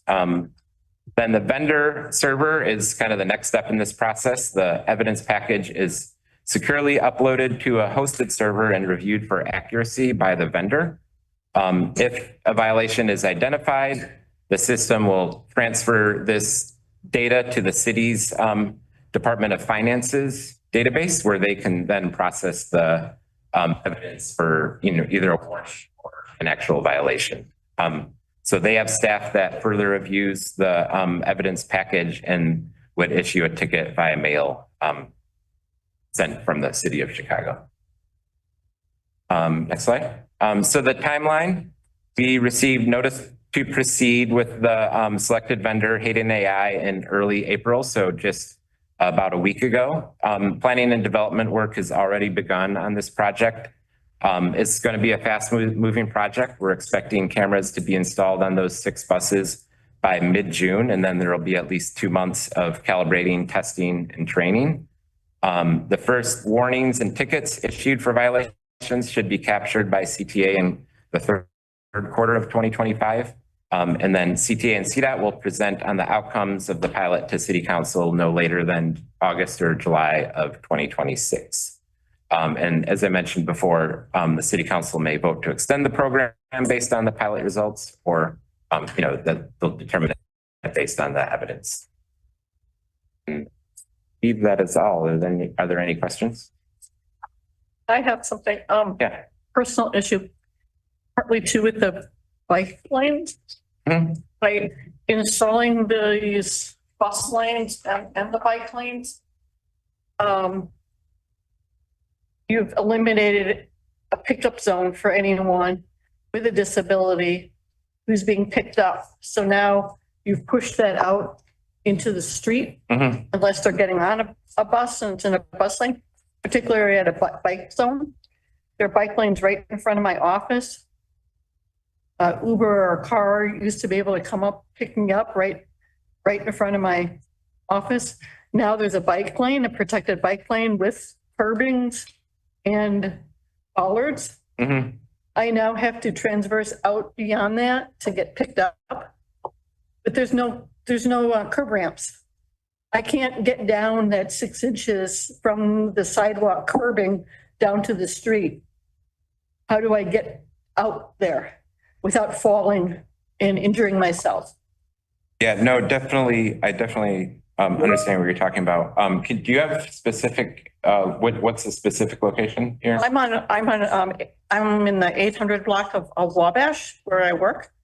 And it's like, because I wear an AFO and I use a cane, and I'm sure this is also true with people with mobility devices, you know, a van pickup or anything, you're now out into the street. Yeah. You have to transverse, and I've already almost been hit by those, what do you call them? The little electric scooters. Yeah. You know, several times by those guys, because they don't seem to look at anybody. You know, they're like. Yeah, no, understood. And yeah. And I don't know if my street is a test error or not, but it's like, if we're gonna go full board on these, which I'm great for love the bike lanes, love the bus lane. I think we need to think about maybe more mid-block or, you know, something more with curb ramp access for pedestrians. For me to walk all the way down to one block or the other, especially in the winter, and the sidewalk is horrible at best. You know, you know, but if I'm going up and down that curb ramp, I'm having to grasp onto a like no parking sign. Yeah. That is, you know, I'm reaching to get up. Like when I go back to my office now, it'll be the same situation. How do I get from out in the street to my office? Yeah, no, definitely. And just so CTA doesn't manage the bike lane, you know, locations. So I can definitely, you know, pass this along to. Yeah, I see the same. I can't tell. I feel like David's preparing to move or not move. I don't know. Yeah, I see the same thing happening here. See that. Yeah. So, and Wabash is, I'm glad you brought that one up. And maybe we can even talk afterwards. So protected bike lanes and dedicated bus lanes, like that is something that is going to be happening, has been happening, and is going to continue to happen, you know, on a large scale across the city. The parking issue, I think we've had discussions with Laura and others in the past, is a significant one, and one where cities across the country are really working to figure this out. There's been a lot of movement with ProWag and that getting adopted, and other types of design guidance at the national level through groups like the National Association for City Transportation Officials and others. But one strategy that we've started to implement, and Wabash is actually one where this is a big study case, where we're implementing ADA designated parking at the ends of every block essentially. And so those signs, if they haven't been installed, because that project started kind of later in the second half of last year and is not completed yet. So I'm not sure if they've fully implemented those signs, but along Wabash between roughly Harrison to Roosevelt, there will be ADA parking spaces essentially on every block that are not permit ADA spaces, designated ADA spaces. And those are the parking spaces that are closest to the accessible curb ramps. And we do not install the concrete curb adjacent to those spaces so that there is a pathway to get to that curb ramp and up to the sidewalk. That's been from discussions with cities from around the country, even with at the state level, and looking at some of the guidance that is forthcoming in ProWag. That seems to be the approach that makes the most sense, and that many cities are going towards, formally designating spaces either at the closest to the curb ramp or around the corner where you don't have, like, you know, on 8th Street, for example, or 9th Street or Polk or something, where you don't have protected bike lanes. So that's something that's evolving quickly, and I think there's going to be a lot of changes from now going forward. And then I guess it goes back to the sidewalk programs, because to get from my office, which is mid-block, to either corner, the sidewalks are horrible. So to just be at the corners and then you have a bad sidewalk in between. What's the purpose? Barbara, are you talking snow removal or are you talking actual conditions of the sidewalk? Like Both. they're, okay. Both. Some of the buildings, you know, the parking garage buildings typically do not maintain their sidewalk. I mean, you know, occupied buildings do a little bit better job, but. And with, you know, with the snow removal, that's the responsibility of the property owner. Yeah. There is the snow removal pilot program that. Yeah, it's just. Pilot zones, but you know, and I would encourage, you know, happy to talk again afterwards. Yeah. Specific locations with either challenges with the sidewalk or consistent snow issues that you're seeing. There are some things that we can talk about in terms of addressing those. Yeah, no, but I mean, the dedicated bus lanes, I think it's all great. It's just that, you know, an awareness that all of that stuff that I don't like the car parked there, but there is that pickup area where a lot is happening for people with disabilities. That kind of gets forgotten about in the mix. And I'm glad that they're starting to be following the ProAg standards. I think that also speaks to what Barbara's, in addition to parking spaces, and if it's on the corner or the adjacent street of loading zones specifically, right? Because like if someone is parked there, then you still can't deploy a ramp that can be an issue for pace as well. So definitely, and maybe outside of this, curious about like how fast the parking spaces on outside of Wabash, like ProAg is starting to be implemented. Oh, and for folks who are not familiar, ProAg is public rights of way. Finally got passed, finally got. Yes, after 10 years. Wonderful. I deal with it with my job too, with accessibility. Yeah. And with loading, I know on Wabash actually at I think at 11th Street, there is I think Illinois Department of Public Health office, and there are a lot of paratransit vehicles that are dropping and picking people off there. And so on the southwest corner, we actually implemented a loading zone so that it is specifically for paratransit vehicles essentially, and you're not allowed to park there, you know, to check that out, an hour or two at a time, where the other, you know, general DV spaces are just. So there's a lot that's evolving quickly on it, and you know, happy to keep up the coordination with the committee or folks here. But I think this is a topic that is going to evolve. Yeah, it's great. It's definitely being used. Yeah. Just wish a little bit less with those little scooters. City have banned them because it was. I said some city have banned them. Paris has banned the scooter like that because they were such a bite. I wish Chicago would do the same. People on the bikes are a lot more polite. Yeah. Thanks. Thank you. And yes, I think this speaks to, see, it's very helpful. Thank you for attending, because there are some things where it's why we want to see that here. Other questions or comments? Yeah, but yeah. All right. I think this is more of a CDOT question, but maybe it's both. Is there data collection for how often city or other state-like vehicles are parked in the bus lane and bike lanes? And is that whether or not the fines are being submitted? Is that data being collected? Because I have noticed that that has been a problem on the Chicago lane specific, I would say. That's a good question. I don't think you're familiar with what's being collected, right? Yeah. No, I don't know the answer to that. Yeah, and we're just kind of getting started on, how we're going to collect that data. We'll get back to you. We've had some conversations about, what tickets don't get issued or do get issued, like a JCDecaux vehicle, for example. So we're going through that process right now with the CDOT team, so we can follow up on what information is getting collected and tickets being issued. Because it could be two different things, right? Information being collected versus tickets being issued. Right. Yes, I think it's important that the data is collected and stored, however, whatever happens. Because I would also be curious about how often, if there's a vehicle there, it actually encourages other non-government vehicles to park anecdotally, so not data. I have noticed that I think it makes people feel even more comfortable. So yeah, I hope that there is kind of that, and minimally a conversation with the departments who in non-emergency situations seem to enjoy parking in spaces. And then do you want to be mindful of time? Are there plans to expand the pilot outside of this specific area?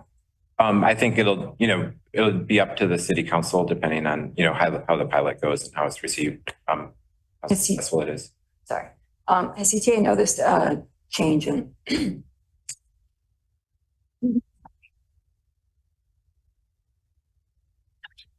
talking too much. Has CTA noticed a change in like how quickly or like the buses being able to maneuver post?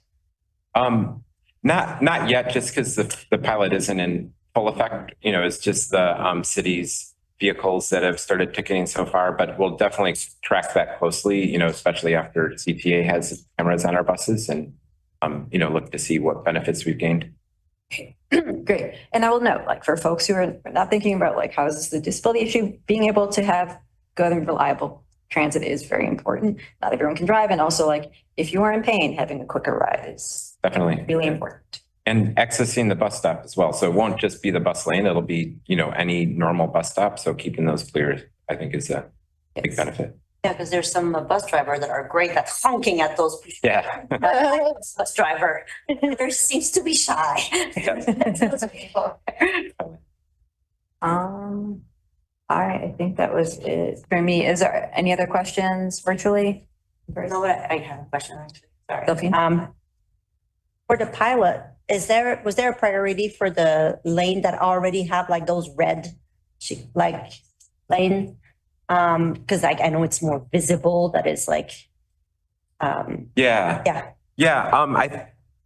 those are generally the most well-used bus lanes in the downtown area. So I think we'll probably focus on those initially, but we'll have flexibility to put buses in different places to focus on different lanes on different streets.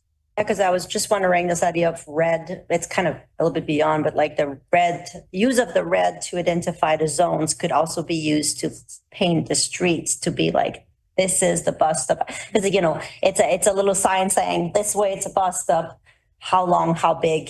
I'm wondering if that's also a possibility. I know in the Better Street for buses, ideas of like, this is clearly the space of the bus. Oh, like for the bus stop. Yes, on the street having the red, like this is the bus stop area. Yeah. If you park there, you might have a ticket. Yeah, that's a good idea. We do that on a limited basis. Just if we've seen, major problems with the bus stop. But yeah, I think it, anecdotally, it seems to benefit the buses a lot when it's actually painted red. I don't know how much there is on that, but it seems to be more noticeable for people. Yeah, I'm just thinking of some corner on my place where it's actually pretty short. So it's hard to know where the person can park and not. Yeah. And sometimes they might just they're a little bit overseating, but then they don't realize how much it's limiting the ability for the bus to who is kind of.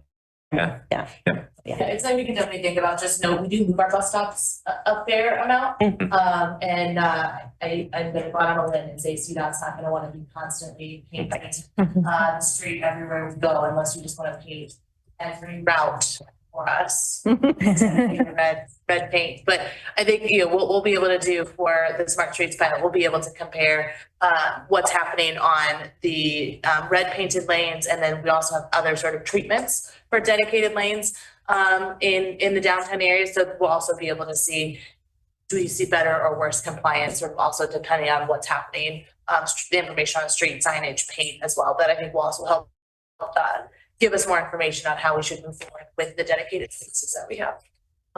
If there aren't any other questions, I think that leads perfectly. Thank you so much for coming, and I think that leads perfectly, if you're thinking about bus stop relocations, into the wayfinding subcommittee. Yes. Delphine. Thank you. So I'm going to report about the first subcommittee, wayfinding subcommittee meetings we had on March 21st. There was a great attendance. We were about 18, I think, on the call. Sorry, I'm just going to take my notes. Give an accurate report of what happened. So the meetings were, the meeting was mostly sharing information that the CTA is, the activities are doing around wayfinding and signage. So there was a presentation and comments being given about the new signage and wayfinding put in place across the system, mostly talking about the the lollipop for the bus or the signage inside the stations to help the wayfinding. The main comments was reaffirming the importance of having audible signage around those discussions. There was a presentation by the Innovation Lab on displays for the bus schedules at bus stop, like I think complementary to this rail sign, right, that is on the bus stop. Again, main questions being about the audible part of those signage. And then there was questions, and the main of the discussion, the end of the meeting was about priorities to discuss, like what should we discuss regarding wayfinding on the CTA. The main point that were highlighted is improving presentation of information on accessibility on the CTA website. That led to a lot of conversation about including layout of station to help people have an ideas of where they're going. What are the service and features offered currently in terms of accessibility? Kind of the idea of a one-stop stop. Someone used that language. And maybe providing even a video explaining where everything is and like sharing it on social media platform or even on the CTA platform at that website. Then we had this idea of more accessible features for navigating and wayfinding in general. So that is the main idea, that you have wayfinding and is not, and signage is not considered under the ADA as requirements, but how can CTA can think about its overall signage and wayfinding to facilitate navigation, not only for people with visual impairment, but also for people who have cognitive impairment, people with autistic individuals, or any kind of navigating like pain, chronic fatigue and all of that. So helping people know where they need to go, how long they might need to get there, where should they exist, accessible maps, braille and tactile signage, but also, yeah, ideas of telling people where to go and how to get there. As part of that, there was discussion on audio announcement in trains and how there was a discussion of like CTA wanted to have less information being shared, but people wanting more information on what's being said and what kind of information should be prioritized. There was, I think, conversation that could be ongoing. And there was some discussion around apps. I think person from the Innovation Lab was like, what about having an app? But a lot of people who are using app were mentioning how they really need to be, they're expensive and they're like need to be created with the users to be fully accessible and really usable. So is that a solution or a place where the money should go, or there should be other kind of solution being thinking of, or already just sharing the information about what's already there? And we're supposed to have a meeting planned for June, but we're still gonna have to schedule that one. Sorry, question. Delphine, was that recorded, that meeting? It was. I believe so. I can double check. Okay, I pretty think, yeah, pretty sure it was.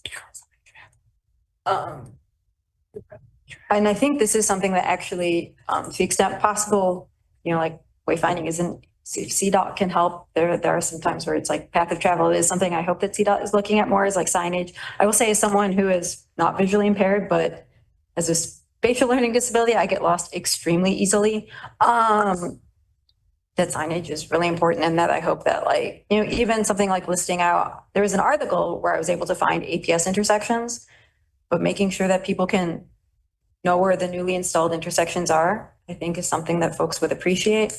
And so that is something that I hope that, you know, it is the nice thing about having the ADA committee and subcommittee is there are spaces where kind of we can interact with the agencies to talk about issues, whether or not it is, you know, specifically required by the ADA or not. Any questions for Delphine or comments about the once? Well, thank you for presenting, and I appreciate that we got this subcommittee started. And with that, we're done with the presentations and we are on to the facilitators report. Lincoln? Yeah, next is the facilitators report presented by Irma Gomez Vieira. Thank you. So yes, in Q1 of 2025, I conducted 17 frontline trainings, with 6 of them being in person. bus operator trainings. I conducted 1 bus familiarization training at GEMS World Academy with 2 classes of first graders and also attended City College's Malcolm X Transition Fair for high school students going to college. CTA celebrates the start of accessibility improvement work at Austin Green Line at a groundbreaking event on March 31st, 2025. The $25 million station reconstruction project is one of the several major milestones in 2025 for CTA's All Stations Accessibility Program. In attendance was Mayor Brandon Johnson, CTA's acting president, Nora Learson, and various disability advocates, including our very own AD Advisory Committee Chair, Laura Saltzman. CTA ASAP strategic plan was released in 2018 and serves as a blueprint for making all rail stations fully accessible by 2038, plus upgrading or replacing existing system elevators. Currently, 104 of 145 rail stations, so 70%, are ADA accessible. Austin is among 14 stations currently funded in various stages of planning, design, and under construction. Funding for this critical infrastructure project was sourced through the federal government's Surface Transportation Program, STP, and Governor Pritzker's Rebuild Illinois Capital Plan. STP funds provided $20.3 million in funding, and Rebuild Illinois provided $5.3 million to this project for a total budget of $25.6 million. Currently, CTA has secured funding for all of the stations identified in phase 1 and roughly half of those in phase 2 of the ASAP plan. CTA has also secured $37 million in funding for elevator replacements and or modernization efforts. Work is currently underway to complete an inventory of these elevator conditions to be able to put construction packages together for further project work. In other updates, April is Autism Awareness Month. CTA riders will hear some new voices on rail platforms throughout the month. Dozens of autistic children and young adults who love trains will be heard making station announcements across CTA rail station and wishing riders a happy Autism Awareness Month. The announcements, which feature young people ages 6 to 25, will play between 8 a.m. and 8 p.m. and are being presented in partnership between the CTA and the nonprofit Autism Transit Project. Many children with autism spectrum disorder form a deep connection to public transportation, and CTA is happy to help them spotlight autism awareness and to celebrate that connection over the next few weeks. Lastly, we launched the frequent network implementing bus service that will arrive every 10 minutes or sooner on 20 key bus routes throughout the CTA service area between 6 a.m. and 9 p.m. on weekdays and 9 a.m. to 9 p.m. on weekends beginning March 23rd. 8 bus routes are part of the initial phase of the frequent network that went into effect March 23rd. The initial bus routes were picked to provide high coverage and benefit to the system. The first bus routes as part of the network are J14, Jeffrey Jump, number 34, South Michigan, 47th Street, 54 Cicero, 60 Blue Island and 26, 63rd Street, 79th Street, and 95th Street. New schedules going into effect on Sunday, April 20th, 2025, for the rail lines. The most significant change is providing more frequent service on the bus line daily. And this concludes my facilitator report. Does anyone have any questions? On the blue line. Oh, on the blue line. You were talking a lot of bus, so I know why you got the double P's, but yeah. This is Laura. This reminded me actually the question, and it maybe related to Bill's presentation. Are there concerns for ASAP for federal funds that were previously, is there money that's caught up in the current holds? We are continuing to work with our partners at the federal level. Right now, we don't have any concerns, but things change hourly, right. So please don't hold me to that. Assuming that's the same with CDOT, any of the CDOT stations and contracts? Yeah, thank you. Any questions? Lincoln, no questions over here. If we want to move on to the next segment, does anyone have any old business they would like to bring up? Oh, nothing over here. Anything virtual?